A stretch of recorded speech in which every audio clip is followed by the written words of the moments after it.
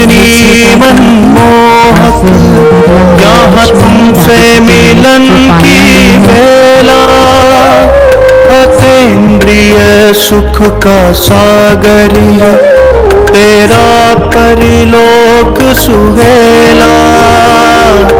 है कितनी मनमोहक यहाँ तुमसे मिलन की बेला, अतीन्द्रिय सुख का सागर है तेरा परिलोक सुहेला। संपूर्ण स्वरूप की अनुभूति का ये अद्भुत संसार, प्रभु तेरे वतन का अनुभव जो कर लेता एक बार, प्रभु तेरे वतन का अनुभव जो कर लेता एक बार।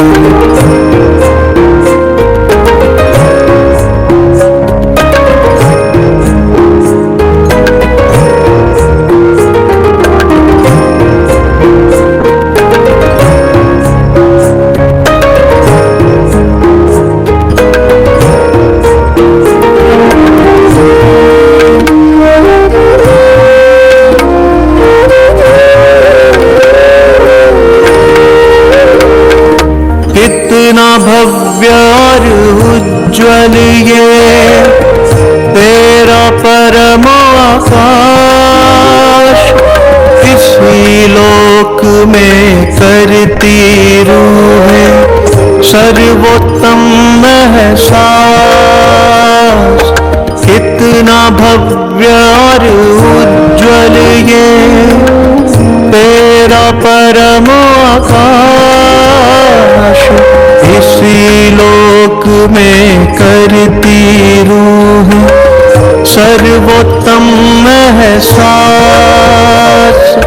मन की आंखें करती रहती बस इसका दीदार, प्रभु तेरे वतन का अनुभव जो कर लेता एक बार, प्रभु तेरे वतन का अनुभव जो कर लेता एक बार, प्रभु तेरे वतन का अनुभव जो कर लेता एक बार, प्रभु तेरे वतन का अनुभव जो कर लेता एक बार, प्रभु तेरे वतन का अनुभव जो कर लेता एक बार।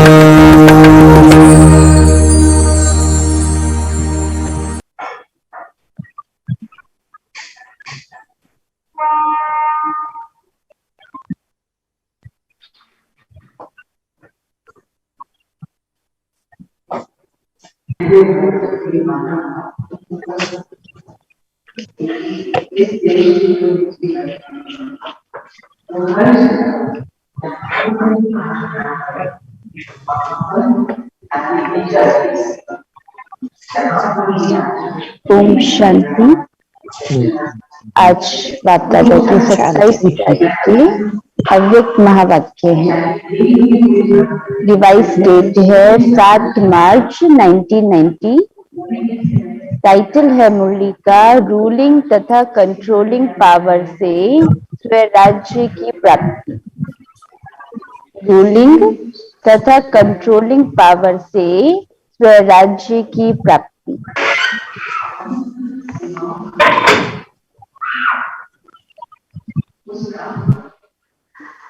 आज बच्चों के स्नेही बाप दादा हर एक बच्चे को विशेष 2 बातों में चेक कर रहे थे ना। आज बाबा क्या कर रहा था ना, हम सबकी चेकिंग कर रहे थे और उसमें भी विशेष 2 बातें।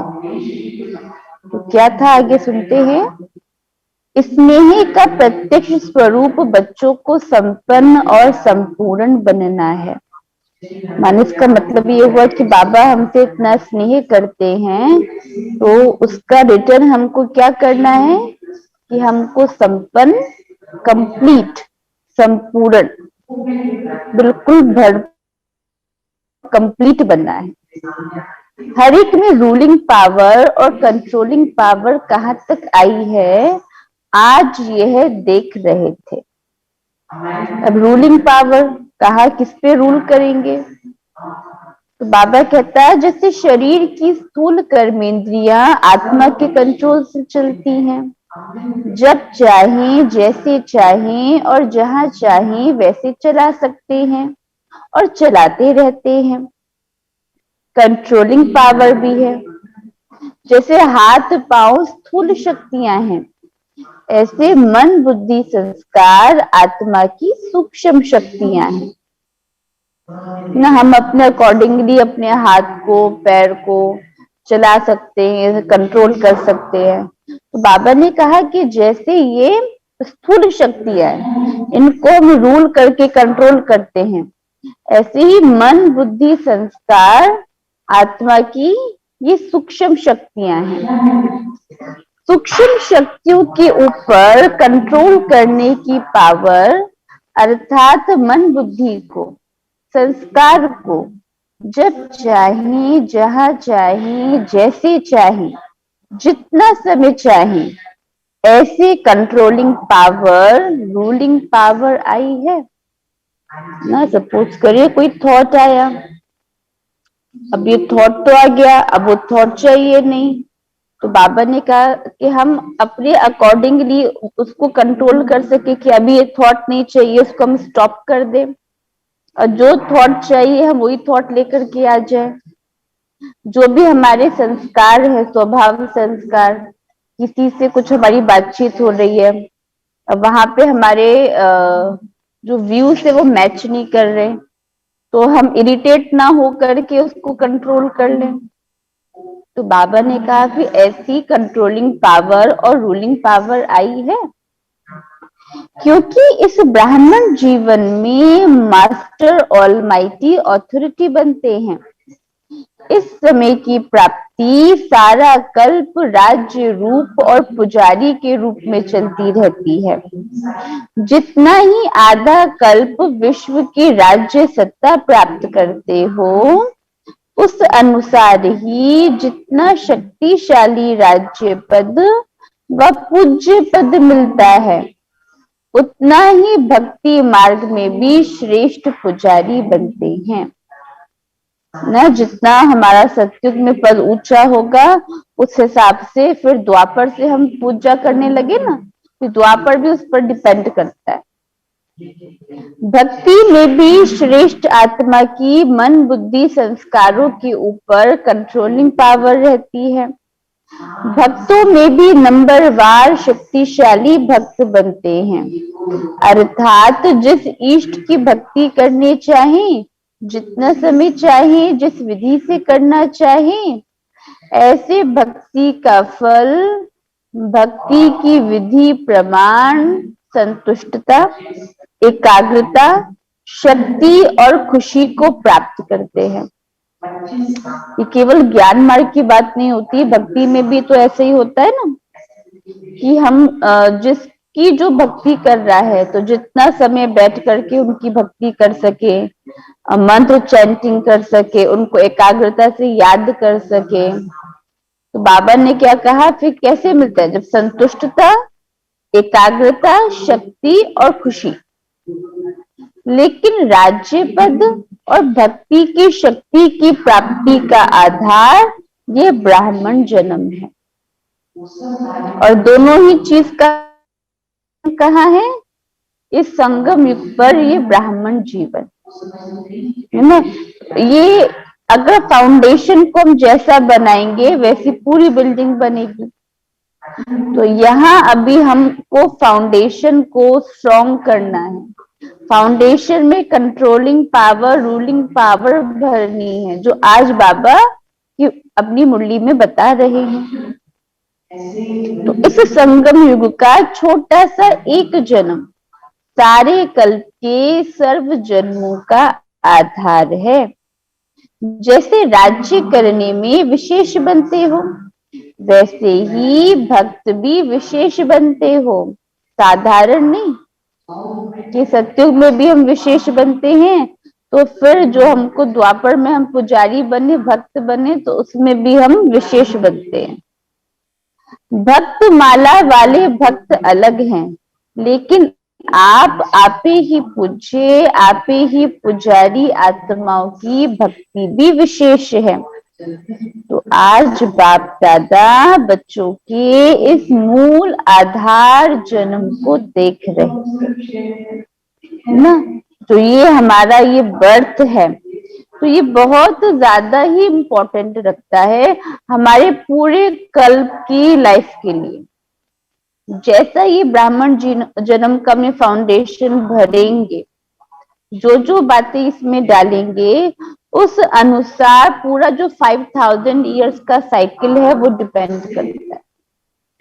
तो ये अब हमारे ऊपर है कि हमको क्या डालना है।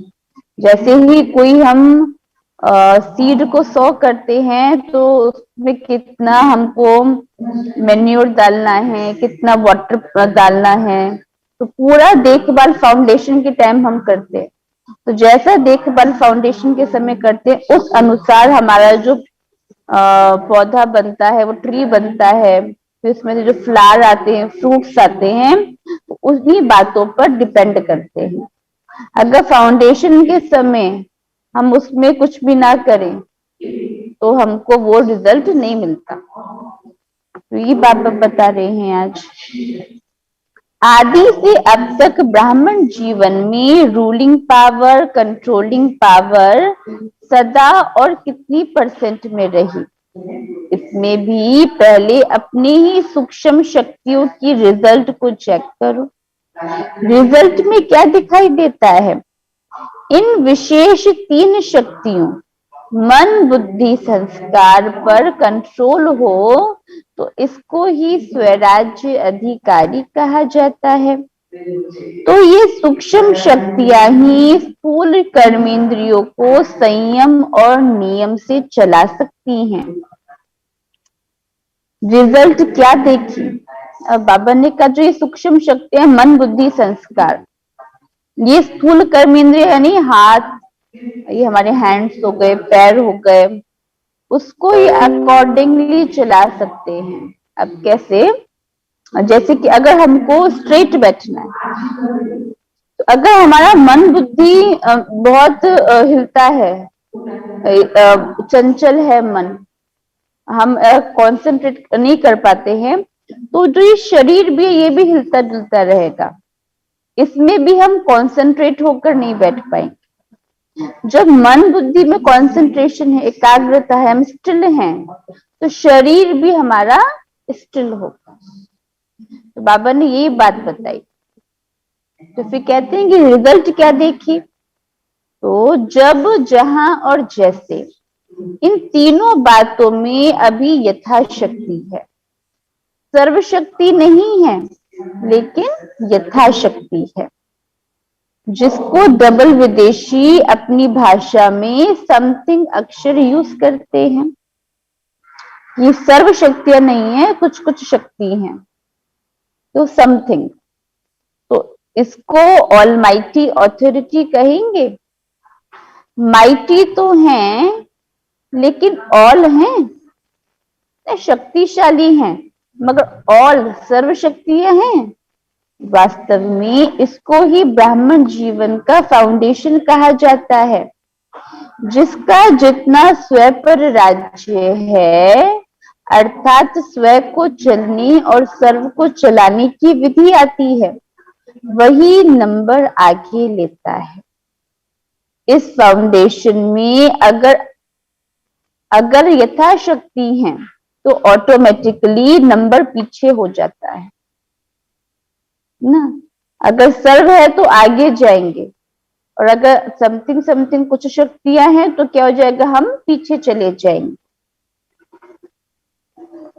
जिसको स्वयं को चलाने और चलने आता है, वह दूसरों को भी सहज चला सकता है। अर्थात हैंडलिंग पावर आ जाती है। सिर्फ दूसरे को हैंडल करने के लिए हैंडलिंग पावर नहीं चाहिए ना, अभी दूसरों को कंट्रोल करने के लिए, दूसरों को हैंडल करने के लिए हमारी हैंडलिंग पावर होती है। बाबा ने कहा वो नहीं चाहिए, हमें खुद को हैंडल करना है, हमको खुद को रूल करना है, हमको खुद को कंट्रोल करना है। अब तक तो हम क्या करते, दूसरों को ही हैंडल करना, दूसरे को ही कंट्रोल करना चाहते थे और अपने को बिल्कुल नहीं। तो यहाँ बाबा ने सिखाया कि स्वयं पर, क्योंकि सेल्फ ट्रांसफॉर्मेशन करना है तो स्वयं के ऊपर कंट्रोलिंग पावर, रूलिंग पावर, सर्व के लिए यथार्थ हैंडलिंग पावर बन जाती है। चाहे अज्ञानी आत्माओं को सेवा द्वारा हैंडल करो, चाहे ब्राह्मण परिवार में स्नेह संपन्न, संतुष्टता संपन्न व्यवहार करो, दोनों में सफल हो जाएंगे। क्योंकि कई बच्चे ऐसे हैं जो बाप को जानना, बाप का बनना और बाप से प्रीत की रीति निभाना, ये बहुत सहज अनुभव करते हैं। लेकिन सभी ब्राह्मण आत्माओं से चलना, इसमें समथिंग कहते हैं। हाँ, बाबा के साथ बहुत अच्छा रिश्ता है हमारा, बाबा से बहुत स्नेही है, जो बाबा कहते हैं वो करते हैं, उनके साथ बड़ा प्यार है।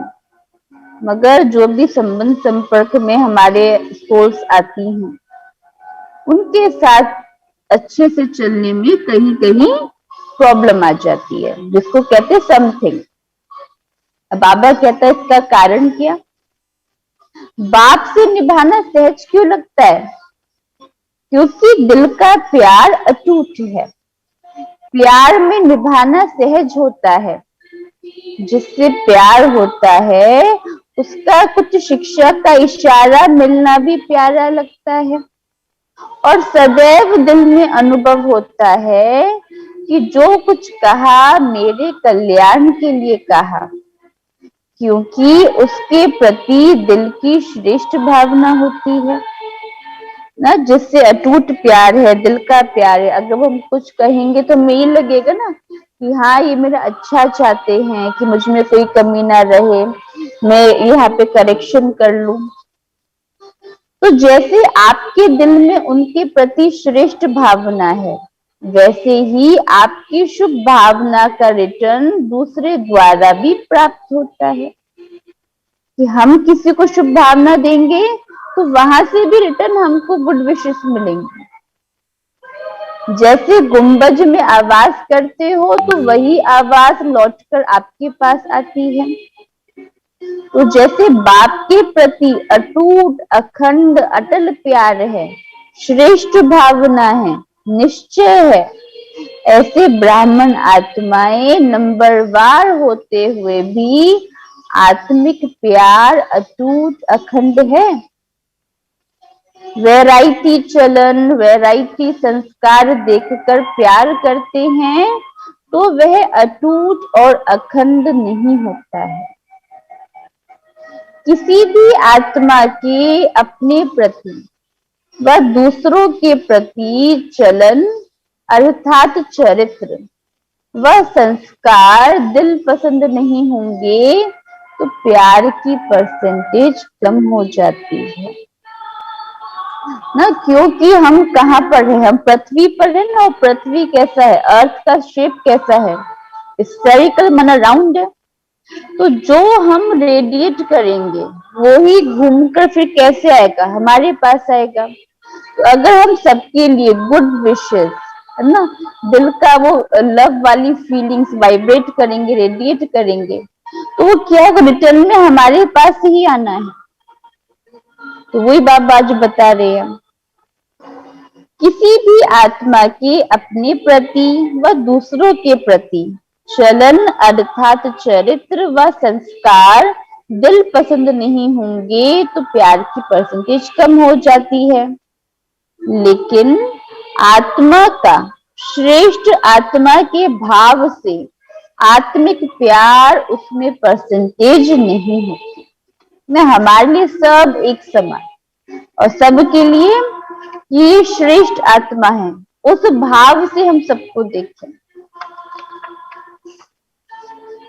कैसे भी संस्कार हो, चलन हो, लेकिन ब्राह्मण आत्माओं का सारे कल्प में अटूट संबंध है, ईश्वरीय।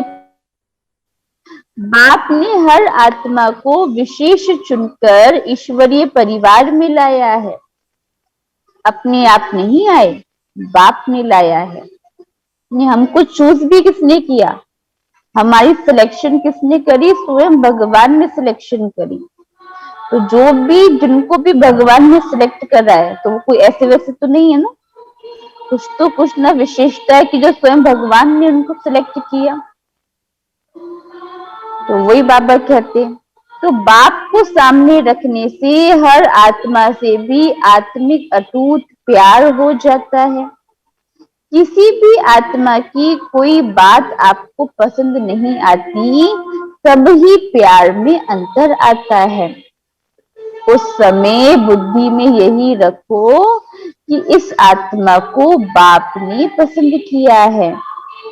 अवश्य कोई विशेषता है, तब बाप ने पसंद किया है ना। जो हमारे ब्राह्मण फैमिली में, इस गॉडली फैमिली में कितने सारे अनेक ब्राह्मण आत्माएं हैं ना। जैसे अभी हम जो ऑनलाइन सुनते हैं, तो हम लोग 20+ है ना।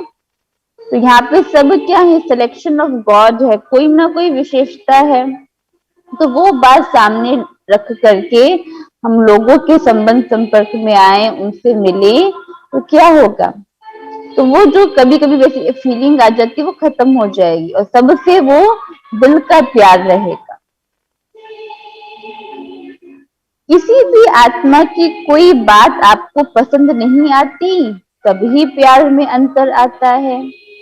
शुरू से बाप दादा बच्चों को यही सुनाते रहते हैं कि मानो 36 गुणों में किसमें 35 गुण नहीं है, लेकिन एक गुण भी विशेष है, तब बाप ने उनको पसंद किया है ना। क्योंकि 36 डिवाइन वर्च्यू से है, 36 दैवी गुण है। तो बाबा ने कितनी अच्छी बात कही कि उसके पास 35 गुण नहीं है, मगर एक गुण है, वो विशेष गुण है।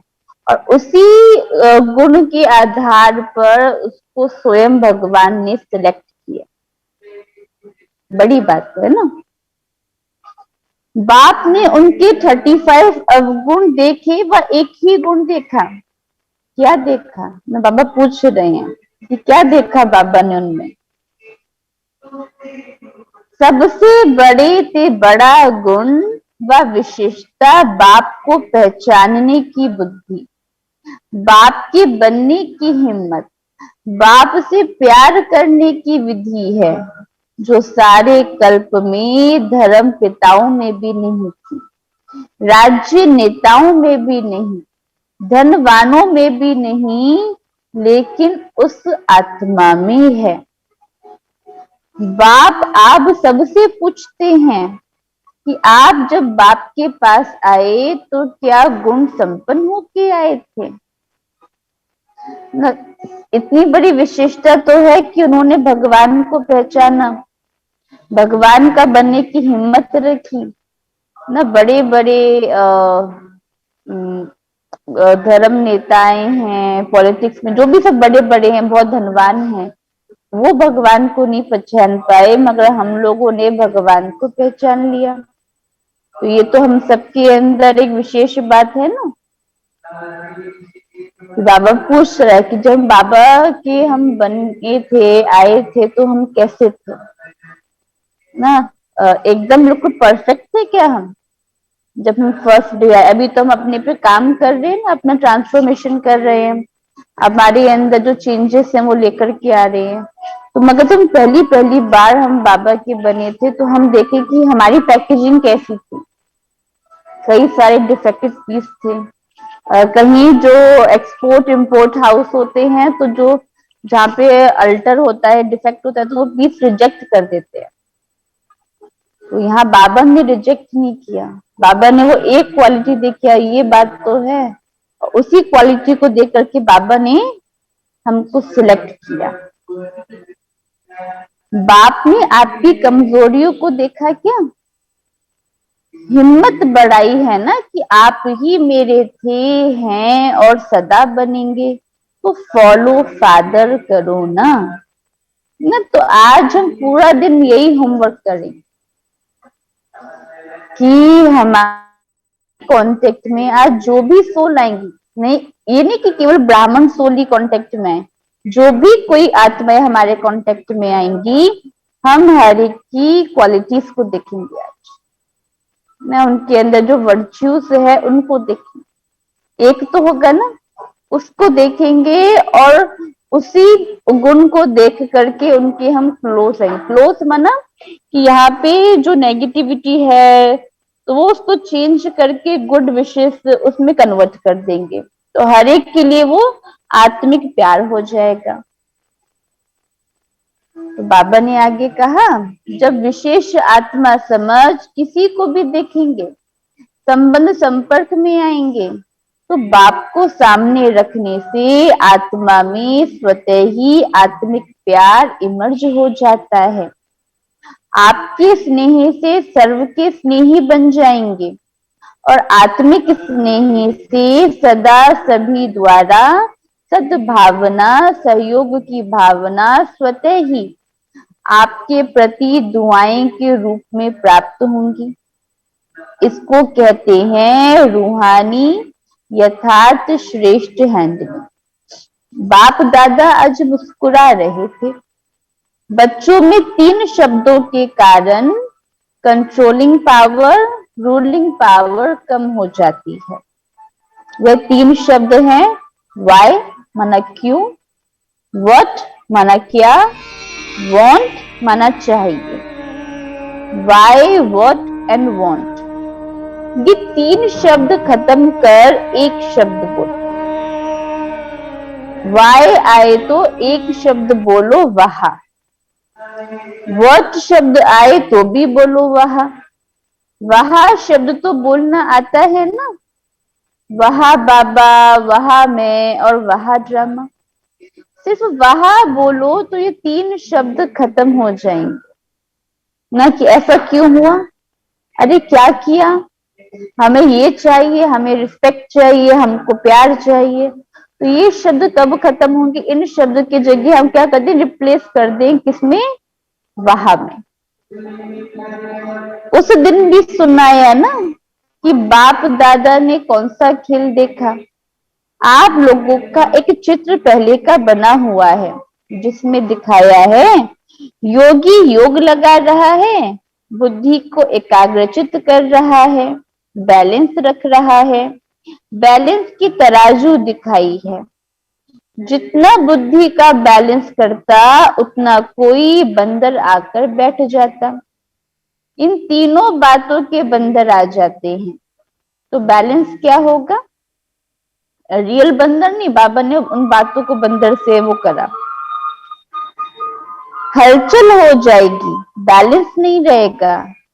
तो ये 3 शब्द बैलेंस को समाप्त कर देते हैं, बुद्धि को नचाने लगते हैं। बंदर आराम से बैठ सकता है क्या?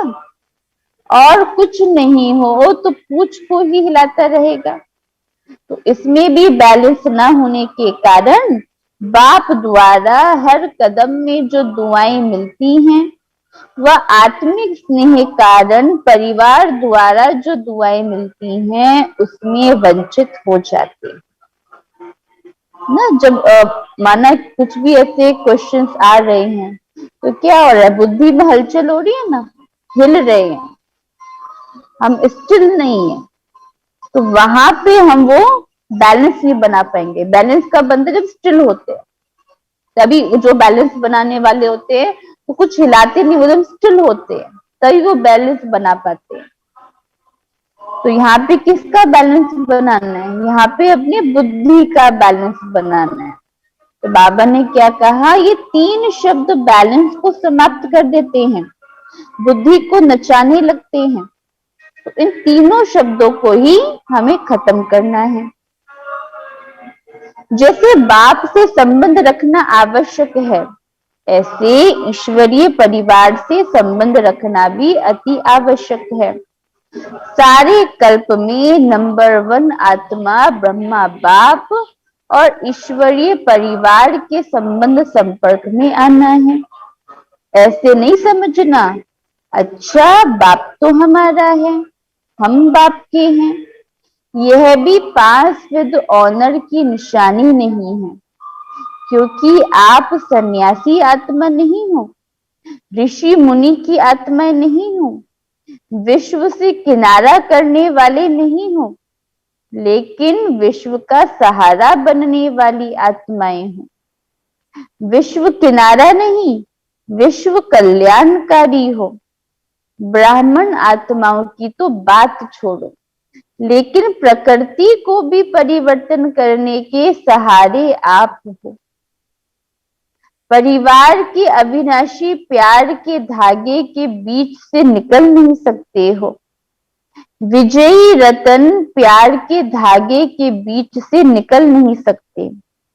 इसीलिए कभी भी किसी भी बात में, किसी स्थान में, किसी सेवा में, किसी साथी से किनारा करके अपनी अवस्था को अच्छा बना के दिखाऊं, यह संकल्प नहीं करना कि मैं इनको प्रूफ करके दिखाऊं कि मैं कैसी हूं, मेरे में क्या बातें है। नहीं, कहते हैं ना, हम इसके साथ नहीं चल सकते, उसके साथ चलेंगे।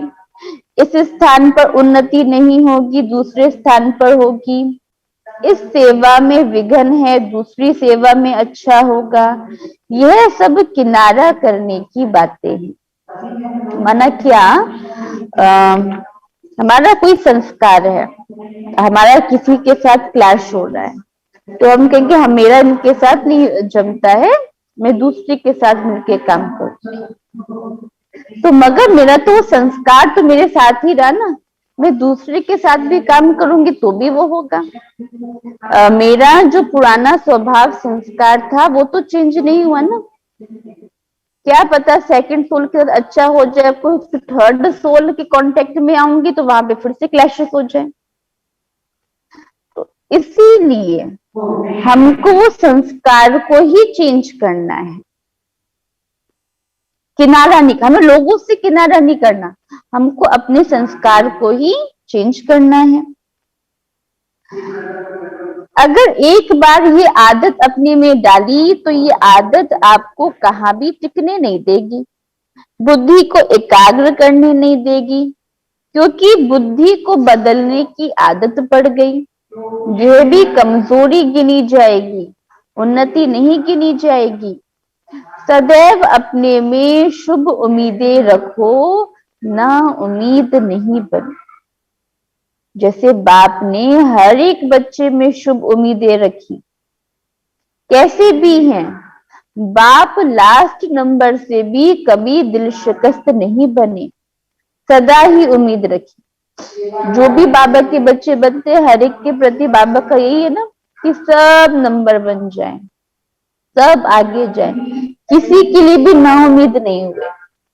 तो आप भी ना अपने से, ना दूसरे से, ना सेवा में, ना उम्मीद दिल शिकस्त नहीं बनो, दिल शाह बनो। शाह माना फ्राक दिल, माना सदा बड़ी दिल। कोई भी कमजोर संस्कार नहीं धारण कर लो। माया भिन्न भिन्न रूप से कमजोर बनाने का प्रयास करती है, लेकिन आप माया की भी नॉलेजफुल हो ना कि अधूरी नॉलेज है। और नॉलेजफुल माना समझदार, और समझदार समझ के कार्य करता है। हमें पता है अच्छा ऐसे ऐसे माया आ जाती है तो हम इस प्रकार से नहीं चलेंगे। यह भी याद रखो कि माया नए नए रूप में आती है, पुराने रूप में नहीं, क्योंकि वह भी जानती है कि ये पहचान लेंगे। अब उसको भी देखो, माया भी कितनी क्लेवर है, उसको भी पता है कि मैं अगर रूप चेंज करके नहीं जाऊंगी तो ये मेरे को पहचान लेंगे। तो क्या होगा, हम उसको पहचान लेंगे तो वो अपना फिर रूप चेंज करके आती है। कि ये मेरे को पहचाने ना और मेरे जाल में फंस जाएं, क्योंकि माया आंटी हमको इजीली छोड़ना नहीं चाहती। बात वही होती है लेकिन रूप नया धारण कर लेती है, समझा? अच्छा, टीचर्स माया के नॉलेजफुल हो, सिर्फ नॉलेज नहीं लेकिन नॉलेजफुल हो, बाप को पहचान लिया, सिर्फ ये नहीं सोचो माया को भी पहचानना है। अभी बंधन में बंध गई हो, वह कठिन लगता है, मीठा बंधन लगता है या थोड़ा मुश्किल बंधन लगता है? सोचते हो यहाँ तो बहुत मरना पड़ेगा, बाप के बन गए, अब फिर यह करना है यह करना है, कहाँ तक करेंगे? अगर ये पता होता तो आते नहीं, ऐसा सोच चलता है। जहाँ प्यार है वहां कोई मुश्किल नहीं, पतंग भी क्षमा पर कुर्बान हो जाता है। तो आप श्रेष्ठ आत्माएं परमात्म प्यार के पीछे मुश्किल अनुभव कर सकती हो क्या? जब परवाना कुर्बान हो सकता है तो आप क्या नहीं कर सकती? जिस घड़ी मुश्किल अनुभव होता है तो जरूर प्यार की परसेंटेज में अंतर आ जाता है, इसलिए कुछ समय मुश्किल लगता है। अगर होवे ही मुश्किल तो सदा मुश्किल लगना चाहिए। कभी कभी क्यों मुश्किल लगता है? परमात्मा और आपके बीच में कोई बात आ जाती है इसलिए मुश्किल हो जाता है और परसेंटेज में फर्क पड़ जाता है। वह बीच से निकाल दो तो और सहज हो जाए। कोई भी बात में हमको लग रहा है कि तो मुश्किल है, मतलब बाबा हमारे बीच कोई बात आ गई तो जब बीच में कोई चीज आ जाती तो हमें फिर डिफिकल्टी लगती है, तो बाबा ने कहा कि वो बात को निकाल दो। बाप दादा सदा कहते हैं टीचर्स अर्थात सदा स्वयं हिम्मत में रहने वाली, दूसरों को हिम्मत देने के निमित्त बनने वाली। तो हम भी सोचेंगे हम हर एक टीचर हैं, अपनी टीचर हैं, और जो हमारे साथ जो लोग रहते हैं तो वो हमसे देख करके सीखेंगे ना, नहीं तो टीचर बने क्यों? टीचर माना ही स्टूडेंट के निमित्त है, कमजोर को हिम्मत दे आगे बढ़ाने की सेवा के निमित्त हो। सफल टीचर की पहली निशानी यह होगी वह कभी हिम्मतहीन नहीं बनेंगी। जो खुद हिम्मत में रहता है वह दूसरों को भी हिम्मत जरूर देता है। खुद में ही हिम्मत कम होगी तो दूसरों को भी नहीं दे सकेंगे।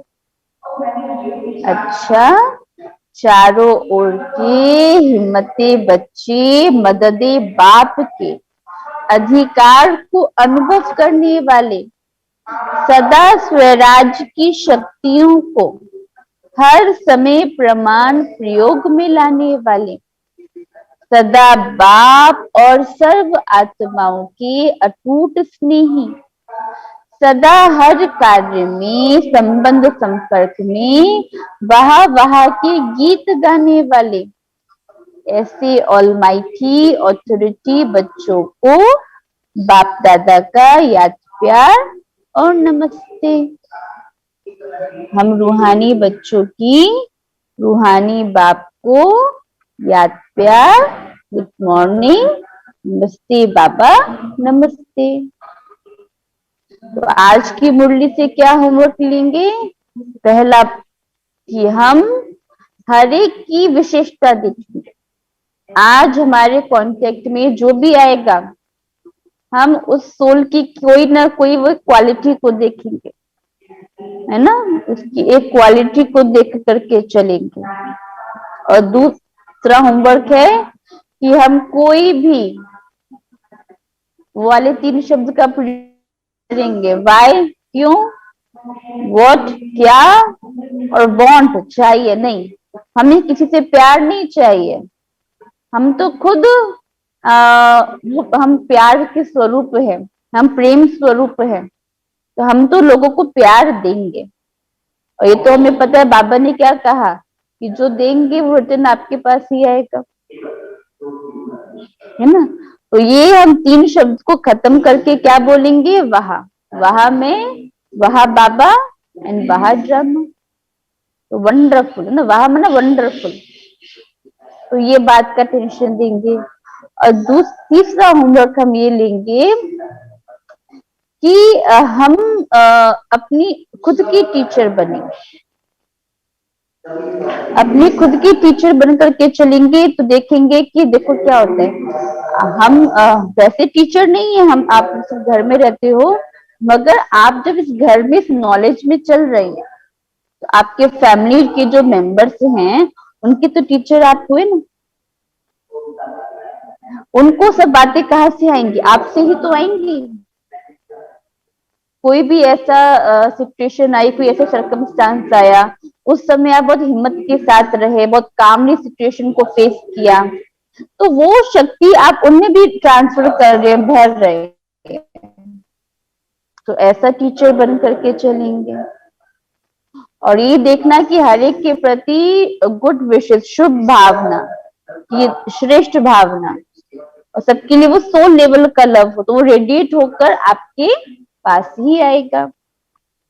वरदान, प्लेन बुद्धि बन, सेवा के प्लान बनाने वाले, यथार्थ सेवाधारी भव।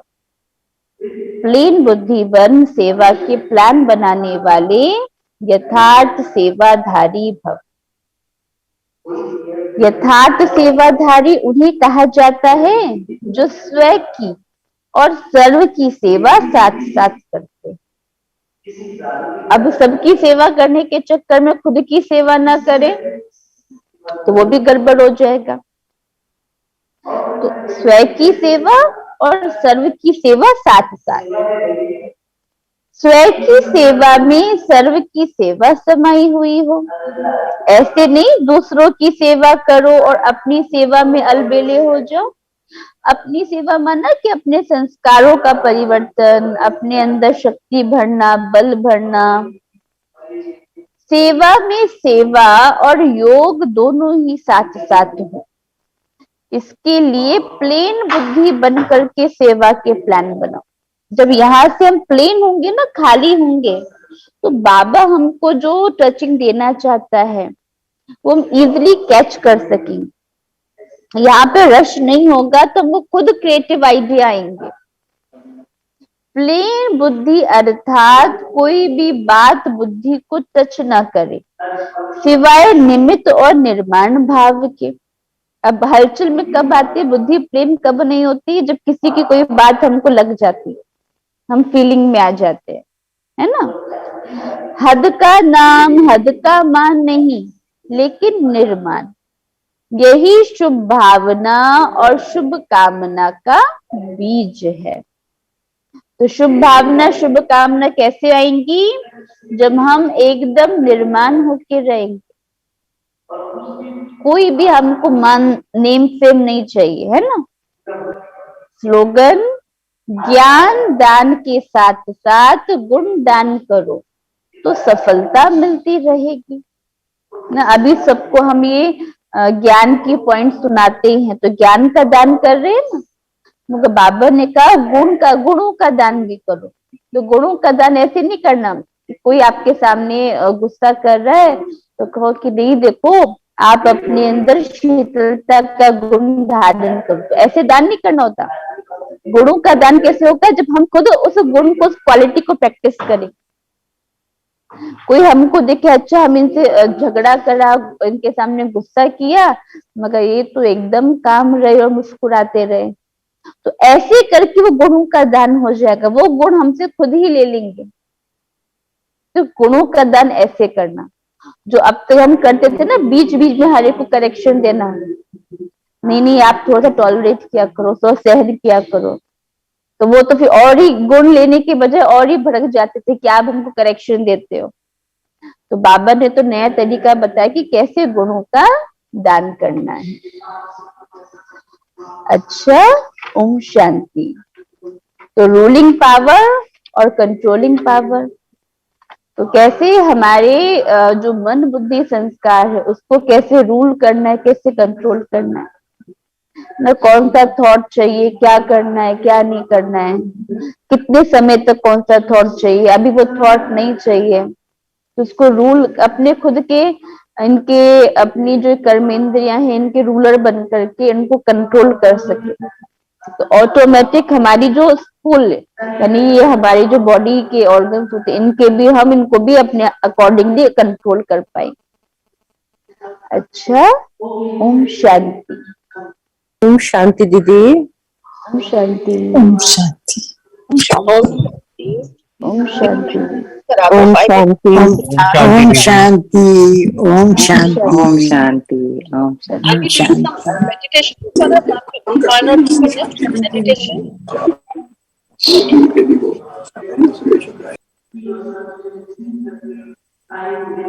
अभी हम 5 मिनट फिर मेडिटेशन करते हैं ना।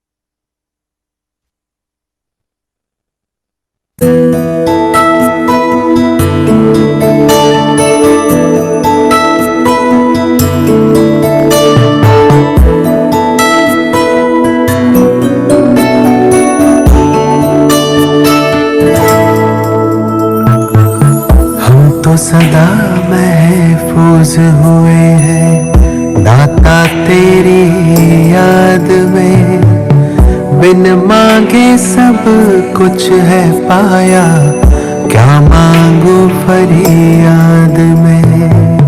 हम तो सदा महफूज हुए हैं दाता तेरी याद में, बिन मांगे सब कुछ है पाया, क्या मांगू फरियाद में।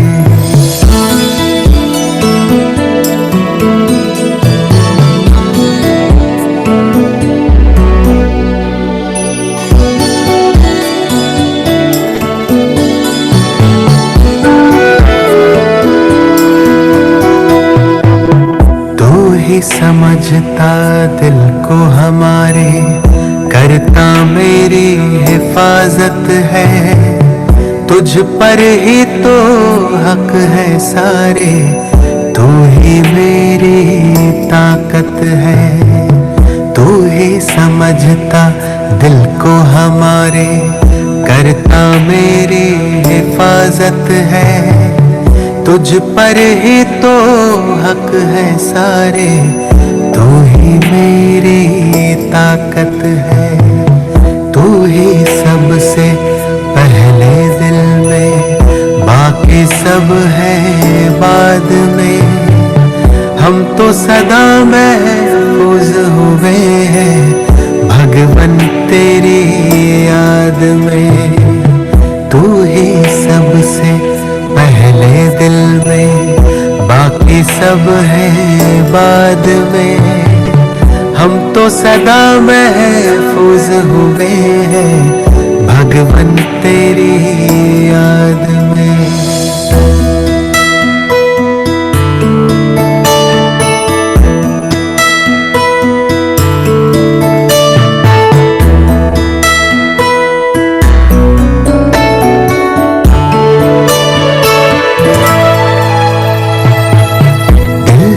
गाता तू वो गजल है, तू ही भरता मुझ में बल है, तुझसे मुकम्मल मेरी सांसें, तू ही जीवन सबका तराशे। दिल जो गाता तू वो गजल है, तू ही भरता मुझ में बल है, तुझसे मुकम्मल मेरी सांसें, तू ही जीवन सबका तराशे, तुमने दी है हर एक खूबी मुझको आशीर्वाद में। हम तो सदा महफूज हुए हैं साहिब तेरी याद में। तुमने दी है हर एक खूबी मुझको आशीर्वाद में। हम तो सदा महफूज हुए हैं साहिब तेरी याद में।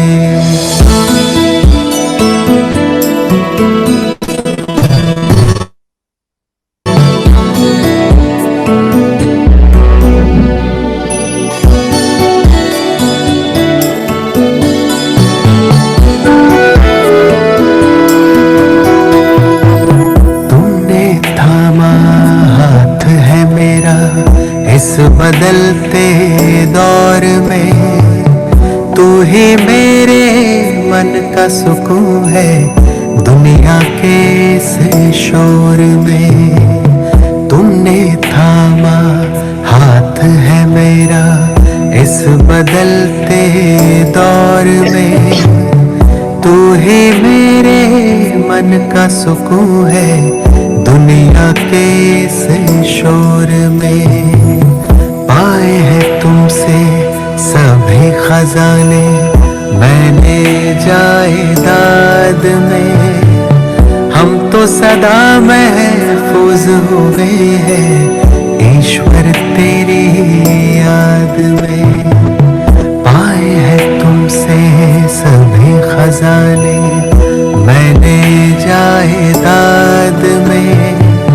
हम तो सदा महफूज हुए हैं ईश्वर तेरी याद में। मौला तेरी याद में, या रब तेरी याद में, दाता तेरी याद में।